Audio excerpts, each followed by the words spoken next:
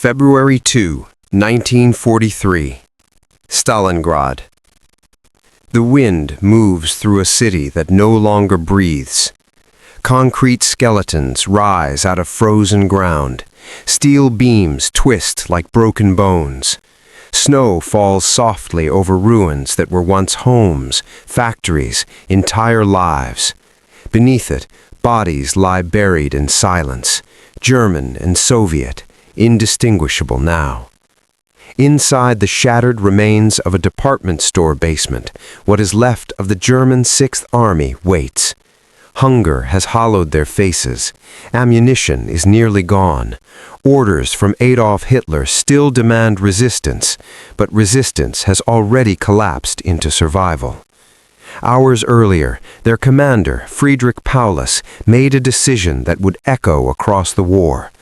Not a charge, not a final stand. Surrender. Far away in Berlin, the vision of a greater Germany still exists on maps and speeches. But here, in the frozen streets of Stalingrad, that vision has met something stronger. A war that will not negotiate, an enemy that will not stop, a conflict where victory is no longer measured in ground, but in endurance. And from this moment forward, one question begins to define the war. How far were the Allies willing to go to win? January 30th, 1933. Berlin.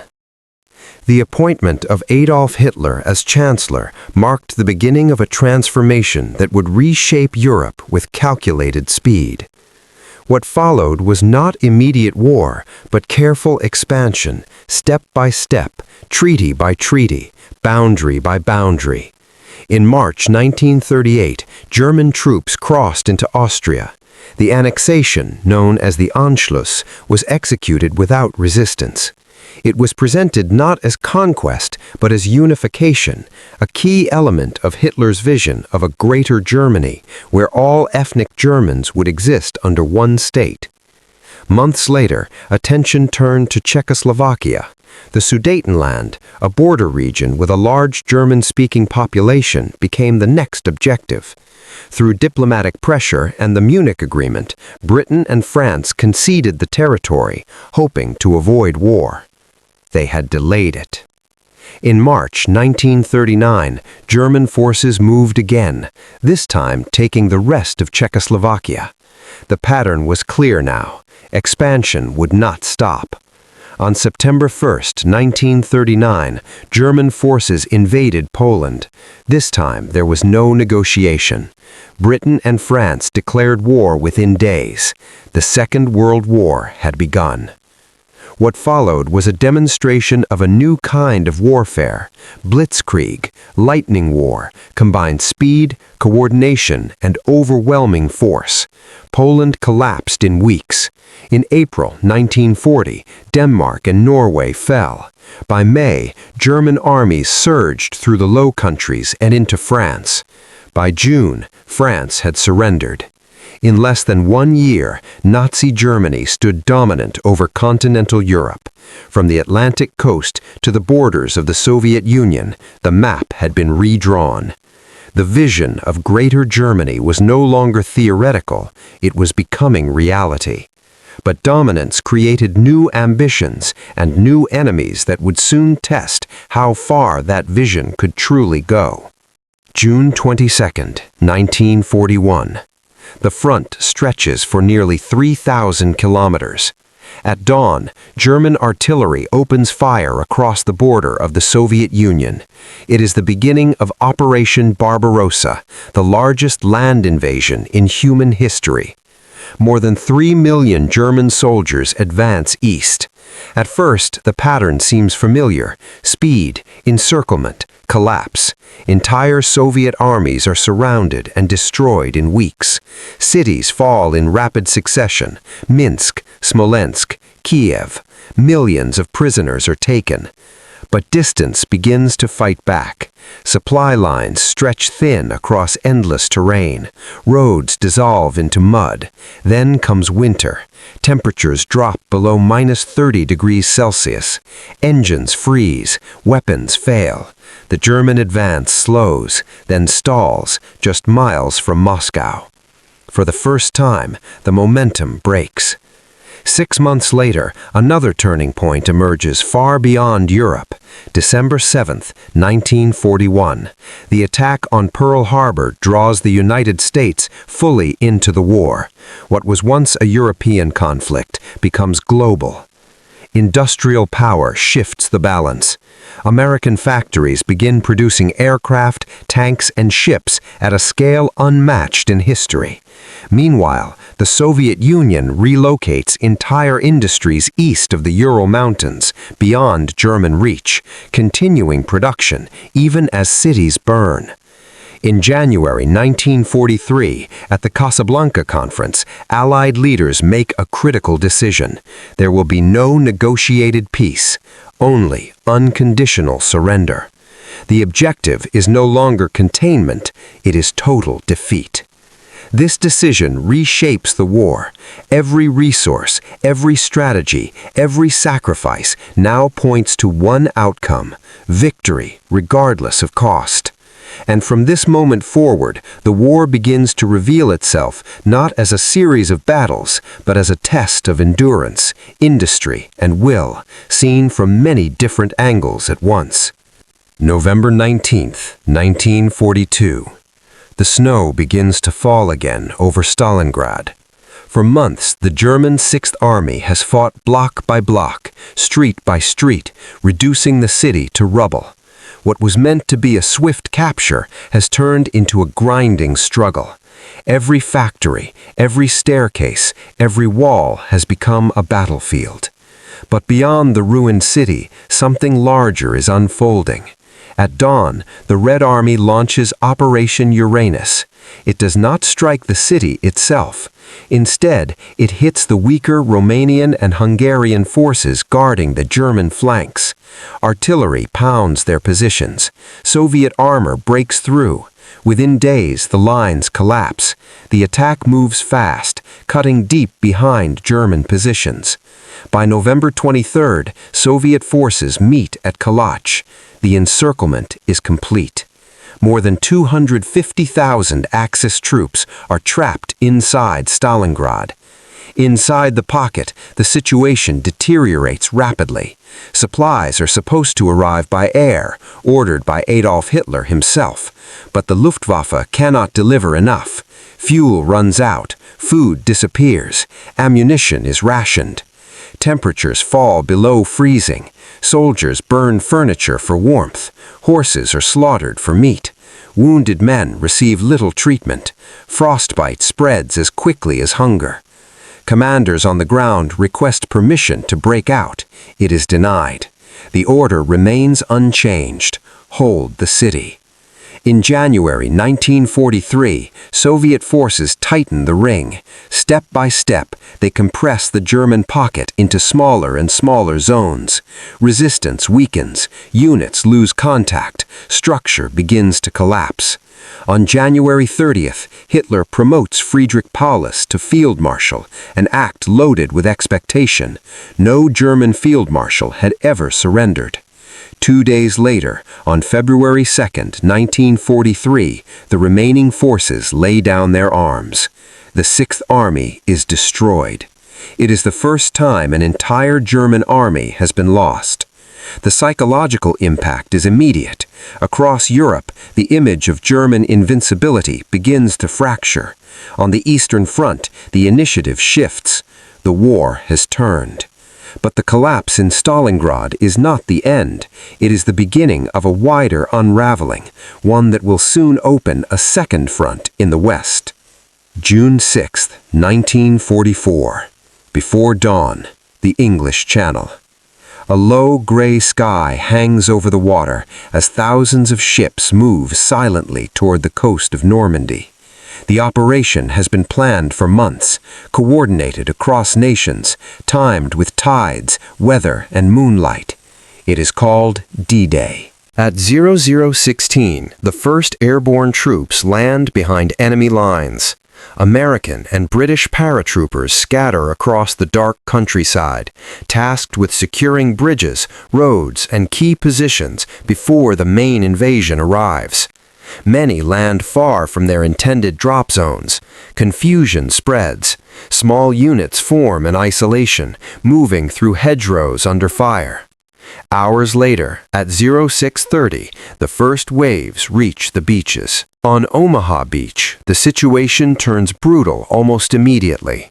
German defenses remain largely intact. Machine gun fire cuts through the incoming troops. Landing craft are hit before they reach shore. Men are forced into deep water under heavy fire, weighed down by equipment. Progress is measured in meters. Further along the coast, Utah Beach, Gold Beach, Juno Beach, and Sword Beach, the landings face resistance but gradually push inland.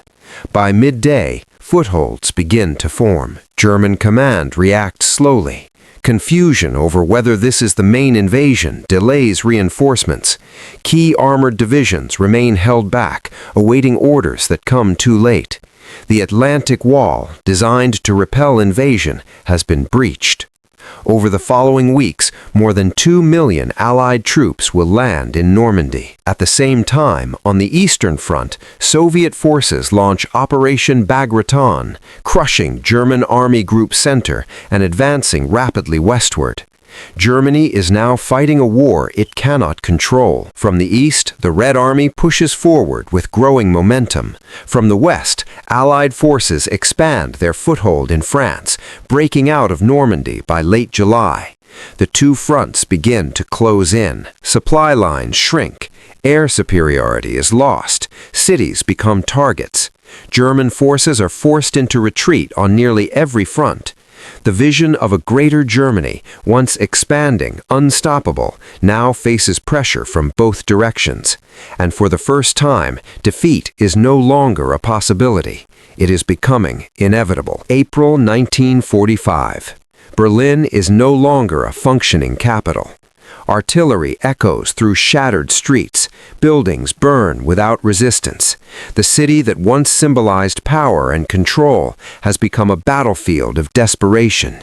From the east, Soviet forces push inward street by street.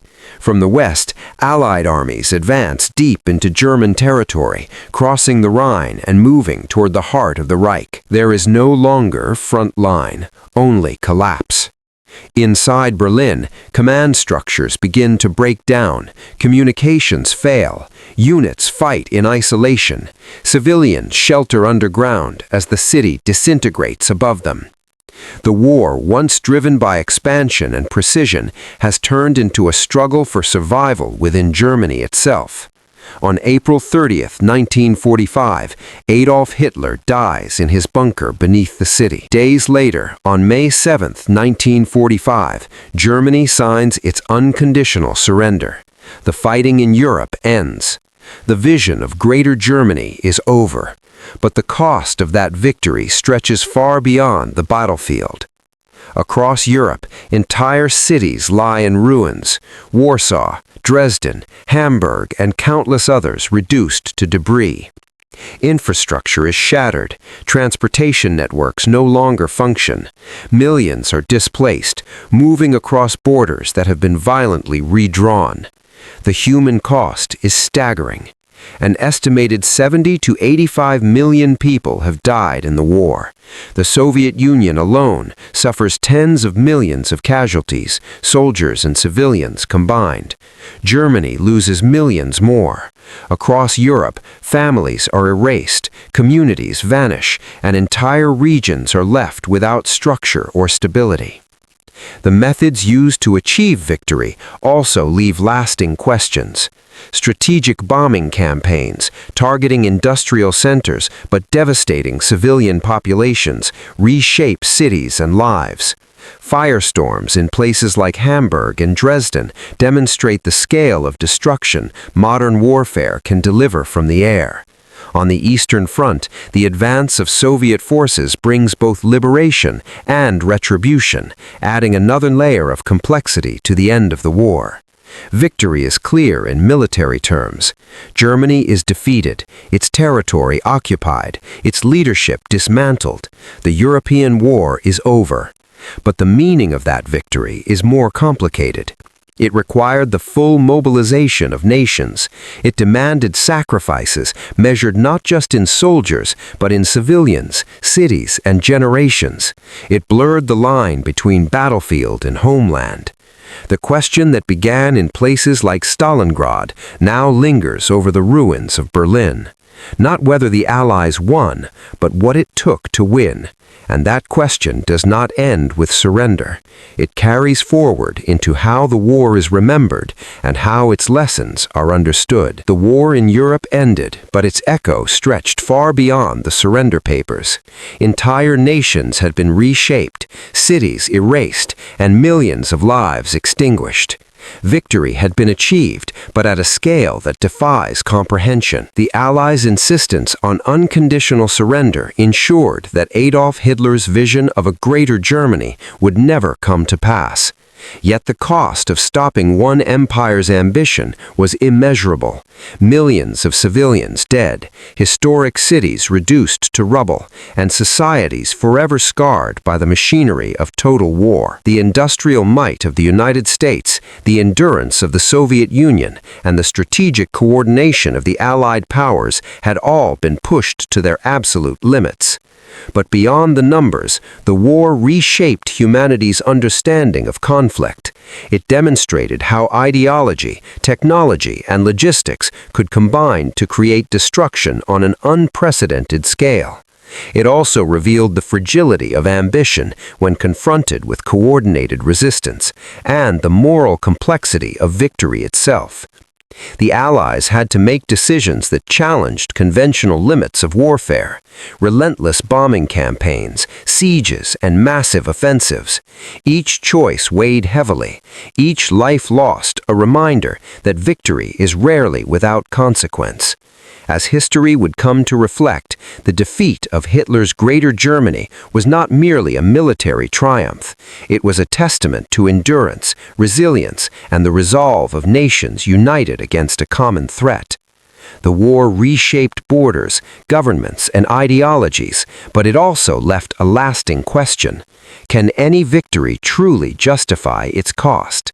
In the silent streets of Berlin, Stalingrad, and Normandy, the answer is written not in flags or treaties, but in the enduring memory of those who survived and those who did not. The Allies had won, yes, but the human story of sacrifice and survival remained etched forever into the landscape of history. Victory had been achieved, but history would never forget what it demanded.